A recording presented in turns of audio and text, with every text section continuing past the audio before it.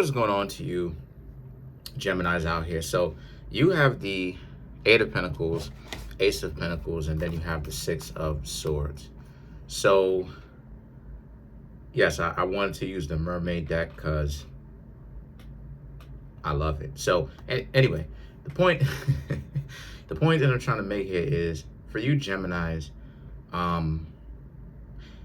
this is about you Geminis having to learn to stack your self-worth. And what I mean by that is understanding that things that come well to you in life is going to be over time with making good choices. So the thing for you is that the Six of Swords, Two of Swords, stay. This is what I keep saying. Let me slow down. Stay away from wild relationships. Stay away from that. And what I mean when I say wild relationships, I'm talking about staying away from relationships where there's games, where it's stressful. This is what we're all talking about when it comes to relationships, the games that end up getting played. Stay away from those things, because now you're not making very good choices if you get into it with anybody that is playing games with you. Because now your ego, right? Oh, your ego is challenged. What are you going to do, right? I talk about the ego a lot because the ego is the source of our difficulties, right? The ego represents, yes, our self-confidence, but if it's taken too far out of context, then it could also cause our dysfunctions as well. So we have to be quite mindful of what is confident versus we can't take criticism, we can't take adversity, and then now we're trying to do anything, no matter how stupid it is in the moment, that end up causing us way more problems in the future, right? So you have to be mindful of that. So the Eight of Pentacles, because why I'm saying that is because the Eight of Pentacles is you Geminis walking away from said dysfunctional relationships. Ace of Pentacles, learning how to make very good decisions. Not making the decisions that you used to make, where you would have hung out with somebody because they look good, because they had a certain level of popularity. They opened you up to a lot of different people, right? Understanding the character, who the person actually is, who they're choosing to be. The Six of Swords represents, and as a result, the Six of Swords is about how a lot of you very much so are in a situation where for you,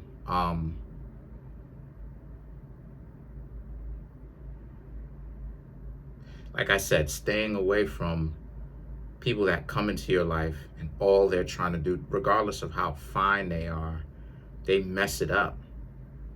They cause dysfunction, you know, because that's part of what a relationship is. Having someone else getting in on the plan with you and having two heads being better than just one, right? Someone has to be in on the plan with you, and the two of you have to be on the same page. If you're not, then they have to get out of your life. The Two of Swords and the Strength card right here represents, because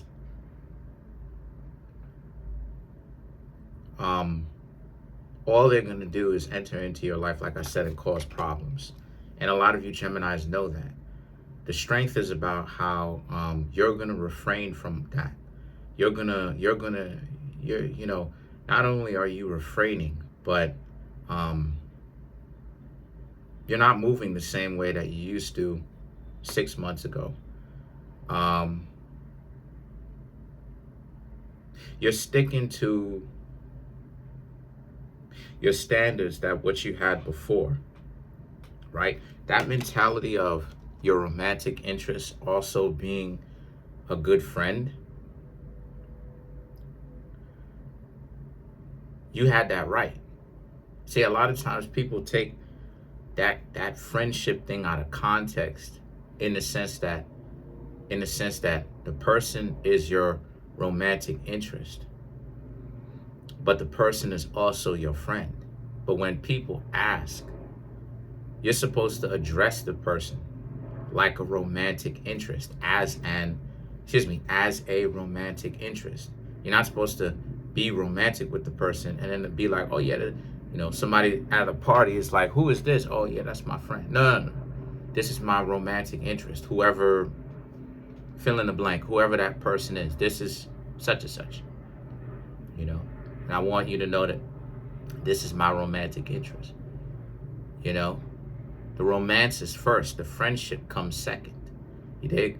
But the reason why that is because the friendship is the bedrock. It's the foundation of the relationship that the two of you stand on. The two of you have to, that's why it's under, right? Like the ground. It's like the ground is underneath your feet, because it has to be, you have to stand on the friendship. See, friendships and stuff like this represent peace. That's Libra. Friendships represents the harmony and the peace, the justice, the peace, like I said, that the two of you have decided to actually offer to another person. Again, this is why a lot of times bickering and arguing and games and stuff like this, they erode at relationships, because that's not what people in relationships are supposed to be doing. Because if that's the case, then it means that in a relationship there is no peace. There is no peace. And if there's no peace in a relationship, then it's not going to work. It's not going to last very long. It's going to become more dangerous as time goes on. And it's still not going to work out the way that you intended it to. So a lot of you Geminis are going to refrain from making very stupid choices. And one of the ways that you're going to do that is, you Geminis are going to understand if someone is really worth your time from getting to know them. Romantically. See, a lot of times people don't know that you can establish a friendship with a person and still be romantically interested in them at the same time. Answer is easy. You just get to know the person. You ask them questions, you get to know them. The answer is simple.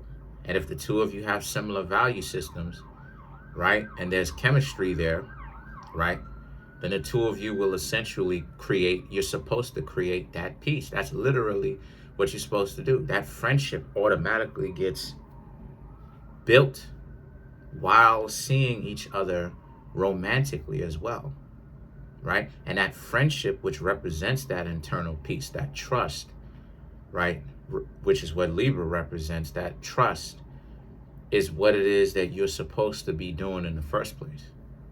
Because Geminis make loved ones out of the people that they're friends with first, right? But you get that from Libra.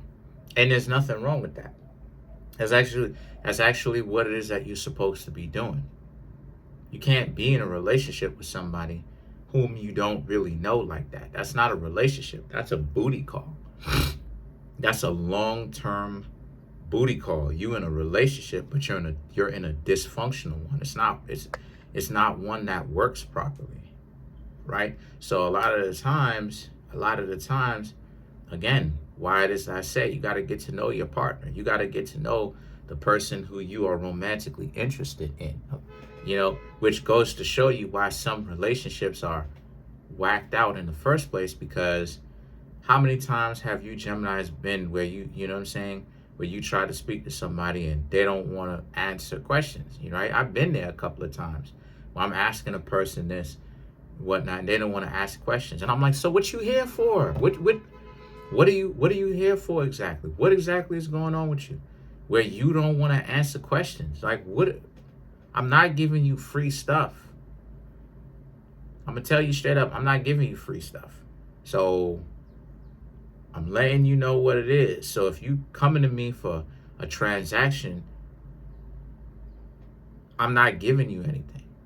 I'm letting you know one time. So the Ten of Wands and the Wheel of Fortune is about how, and the Ten of Wands is that journey, and the Wheel of Fortune is that search, looking for a person that you can be you can have those layers of that relationship, because a romantic relationship is not one layer, right? It's only romantic fun, right? Only physical fun. It's also the peaceful element, which is friendship.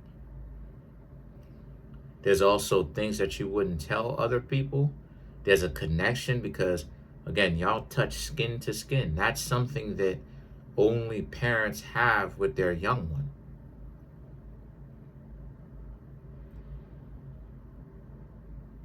You know, so hugs and group hugs and nurturing you when you're young and everything, feeding you through the bottle, all of that is skin to skin, that contact, right?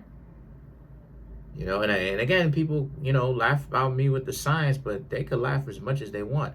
Again, science has proven that when you get a hug, right? People think that I'm just throwing out factoids. As a matter of fact, I'm gonna drop the science in the comment section, because people sometimes think I'm throwing out factoids. Listen, you gotta understand that truth is stranger than fiction. I'm just telling you things as it is. I don't have a bias one way or the other. I really don't. I'm just I'm just telling you what it is that I know. That's all. If I get something wrong, I have no problem coming back and be like, oh, I was wrong about this. Oh, I got corrected. You know, thank you to the person who put me on to the information. But science has shown that when you hug somebody, you actually feel better. You actually get healthier. Yeah. A lot of people don't know that. You actually get healthier. Especially, and the more healthy the person is, the more healthy the person is the more healthier you become when you actually make physical contact with them and you hug them. Yeah, so you know, this is why in a lot of those therapy groups they'll hug sometimes, or those AA meetings they'll hug, right? This is why family members hugs. This is why the what you call it, the Black Panther has the Wakandan symbol and stuff like this. I love you and everything like that. But what are they doing? They hugging themselves, making themselves become healthier, right? They're living a healthy lifestyle just from this pose and stuff like that alone. But the point that I'm trying to make here with that is a lot of you Geminis are looking for that kind of connection. And the magician is who you Geminis are becoming, because you understand what you're looking for is amazing. See, part of why a lot of people end up not doing so well is because they don't know what they're looking for. They can't tell you what it is that they would be looking for, right? Like for me, I look for someone that has honor, integrity, decency. I don't really care about the skin tone, eye color, hair texture. I don't really care about that type of stuff. But I care about the integrity, the value systems, stuff like that. Once again, does a person have to be attractive? Yeah, somewhat. You know what I'm saying? I mean, look, they have to be attractive enough. They ain't got to be some supermodel. You understand what I'm saying? I'm not going to, come on now. I'm not going to sit up here and act like I'm going to make like wild demands and all that stuff. But a person has to be attractive enough. You understand what I'm saying? And again, so I understand what I'm looking for. And when a person doesn't show me that they have these traits that I'm looking for, that I would want to be with long term, then when a person doesn't show me those things, or they show me the contrary, I know that that person is not the one for me. So I'm measuring all the people that I'm getting to know based on, and the thing about it is that what it is that I want is not even wild. Like, it's not even like, you know what I'm saying? Like, it's not even something where it's like, yo, what I'm asking for is out there. Like, it's crazy what I'm asking for. It's like, no, I'm asking for a healthy, well-rounded individual. Values, reading. Again, these are not outrageous things. These are not things that like, I'm like, yo, like, a person needs to have $1 million and is a supermodel and stuff like this. I'm talking about internal values, honor, integrity. They value reading. They're intelligent, not just intelligent as far as book smart or thinking that they went to some sort of university and now they don't need to learn anything. I'm talking about street smart as well. And what I mean when I say street smarts, I mean they can apply what they read. They can apply the lessons that they've learned, just down to earth. You know what I mean? Notice how it is I ain't really mentioned physical qualities yet. Because the physical qualities just need to look good enough. What is good enough? Just look good. You ain't got to be fine. You ain't got to be some superstar. You ain't got to be a 10. You ain't even got to be a 7, really. You can be, I want to say something like you could be, because I don't even like really rating these numbers. I think that stuff is stupid. But just to kind of give you an idea, right, of what it is, the example that I'm talking about, right, of what I'm talking about. Because my experiences, trust me, I've known gorgeous, pretty, less attractive or less society attractive. Listen, attraction has way more to do than only physical. Look. I got some real life stories for y'all, fam. But the point that I'm trying to make here is that once you Geminis understand what it is that you want, right? My example, what I'm trying to tell you with this thing is it becomes a lot easier for you to understand what you're looking for. Whenever it is that you see people who are just talking about how they dumped their significant other because that their significant other isn't their wife or husband, that says that those people are either playing the game, one, or they don't know what they're looking for, or both.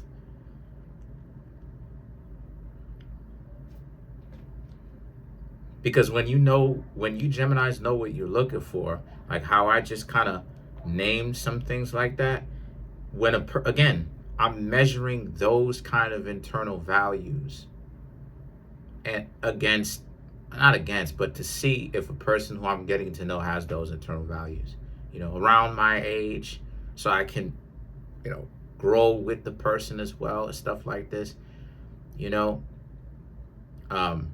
not that I'm not interested in older individuals, but I want that time to be there is what I'm talking about. You understand what I'm saying? Once again, these are not things that are outrageous. They're not. And not because I'm saying that, but because it's not. It is what it is. It's not outrageous. It's not like, oh my gosh, like what you're asking for is so extreme to the point where it's like it just I'm delusional with it. It's like, no, not really. So the 5 of Cups and the Ace of Cups represents when a person makes excuses, you'll know that those people are not your type. So let's clarify the Ace of Cups for you Geminis. The Sun, the Tower, the Wheel of Fortune, the 9 of Cups, and then you have the 6 of Swords. So the Sun and the Tower right here represents how a lot of you Geminis, very much so, it's your time now. You're learning more about yourself. It's your time. And what I mean when I say it's your time, I mean you're learning a little bit more about what you do want from experiences, right? My experience has taught me that, again, physically attractive supermodel type is not even my type. I'm gonna go ahead and say it. Like, if a person happens to be gorgeous, great. But the majority of the times, gorgeous individuals, they kind of loopy. They have a mentality that's whacked out. The Gemini that I was in love with, she tried modeling, right? But like playing games, but she tried modeling. So, I know what I'm talking about. The Wheel of Fortune, the 9 of Cups, and the 6 of Swords, right, represents how a lot of you, right? So because of that, the Tower represents a huge transition, and the Wheel of Fortune represents way more perspective on what you're looking for. The Nine of Cups and the Six of Swords, there's going to be people in the not such distant future coming up that is going to show you interest, but a lot of them, to brace yourself, the universe is testing you. They're not going to be compatible with you, but they may look good. They may have certain things that you find attractive, but they're not actually going to be for you, having the internal value. So you're going to have to actually make a choice on whether you want the physical things, right, or whether you want the material things. So that's it. Comment on the video, like the video, subscribe to the YouTube channel, share the video. I'm trying to make my YouTube channel grow, so please smash the subscribe button, smash the like button, hit the notification bell, set the notification bell to all so you can be notified whenever I drop my videos.